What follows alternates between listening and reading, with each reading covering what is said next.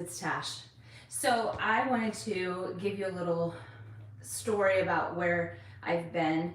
I have discussed this in other videos, so you can go back and watch those. But um, something that I feel that has helped me tremendously with my weight loss is keeping it interesting.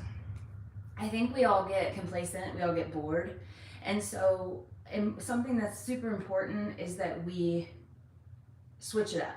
Switch it up. It's huge. So in 2016, I went vegan, 100% vegan. Um, I went cold turkey, and I kept that going for 5 years.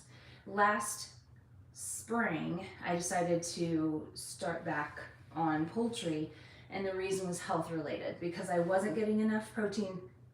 Sidebar, you can get tons of protein as a vegan. You, hands down, can get all the protein you need, never need an animal, period.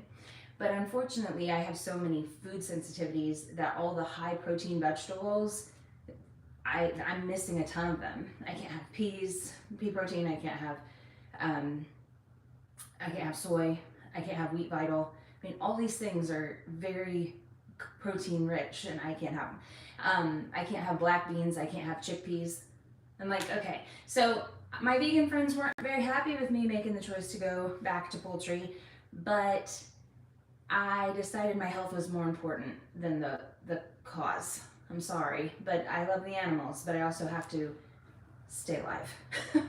And if I don't eat the correct food, then I can't work out. And if I don't work out, I can't keep heart healthy. And if I can't keep heart healthy, my family has nothing but heart disease riddled throughout it. So I have to constantly move and keep going. And protein is a huge deal. We all need more protein, and there's never been a protein deficiency in the world, in this land, in the US. So I guess I wanted to make sure that you all knew that some things that have been very tried and true for me is keeping things interesting. And what I've done, so I was vegan, and then as I started on the vegan journey, I realized I needed to eat healthier. So my motto that I've always lived by, I've heard this and I felt very adamant about it, is you cannot outtrain a diet. So if your diet is horrible and you work out constantly, you are not going to benefit yourself. Your food has to be on point, 80%. So I got really good at food. I really got good at understanding how to eat. I still have a bad relationship with food, but again, I keep changing it up and I'm learning myself. I'm old enough now that I have experienced many a diets. So the other part of that was keeping the fitness part of the journey interesting. I started working out consistently October of 2019, and I have not stopped. Even with pandemic, I didn't stop. My initial workouts were Groupon. I went and found some Groupons that were just fun, interesting. One was a bar class, the other was a hot yoga class, and I just wanted to try something new. And then right towards the end of those Groupons, pandemic hit, and I'm like, oh, I can't work out now. And I just started working out. So I had maybe a month in, March into April, and I'm like, I'm running. I'm gonna start running again. I used to run, I need to run again. So I started running, and I ran 10 to 20 miles a week for all of pandemic up until March 2021. I was a runner, like hardcore. What discouraged me was one of our mini in Indianapolis was scheduled, but they weren't sure if it would be in person or not. And when it went virtual for the second year, I was so discouraged almost for all the running I did all winter long, all last summer, all the previous summer. And I'm like, no, I'm so sick of running. So not that running's not great. I love running. I do running still. Cardio is so important. I'm an interval runner, so I walk, run. But I realized that I have to do something different or I'm going to burn myself out again.